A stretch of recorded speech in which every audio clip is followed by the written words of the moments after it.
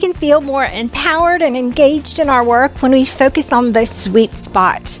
The sweet spot is that intersection between what matters most and what we can control. When we focus right there, we can feel more joy and satisfaction in teaching. Remember that arcade game, Whack-A-Mole, where the moles would pop up and you would have to hit them with the mallet?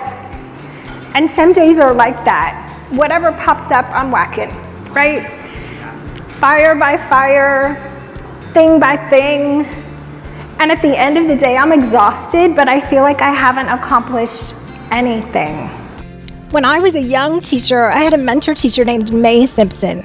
May was an experienced teacher, and she always seemed so happy to be at work. Now, May had a difficult class, and May had just survived breast cancer. If anyone should have felt overwhelmed, if anyone should have felt stressed, it's May. But she always seemed so light and happy. One day, after a particularly difficult day with my own class, I walked down the hall to May's room and I said, "May, what's your secret?" She said, "When things get hard, you play harder." And I watched her model this day after day. When kids were on the playground doing double dutch with the jump ropes, May always jumped in. When kids were at the bus line making up rhymes, May always chimed in. She was a model of the power of play to relieve our stress and help us stay engaged in our work.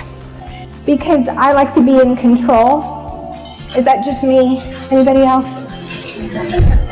So sometimes I plan this perfect lesson, such a great lesson, and then a student asks a question I didn't expect. Or a student has a need I didn't anticipate and messes up my perfect lesson. And I say to myself, man, I would be such a great teacher if it wasn't for these students. And then I realize it is not my job to teach a perfect lesson. It is my job to teach the imperfect people sitting in front of me. It is my job to help them learn and grow and stretch and become the best possible versions of themselves, because they wouldn't remember that perfect lesson anyway. Our students don't remember being taught. They remember being transformed. How would you complete this sentence? Teachers are. You might say teachers are life shapers, innovators, mentors. To me, teachers are ripple makers. I know this from my personal experience and also from my research.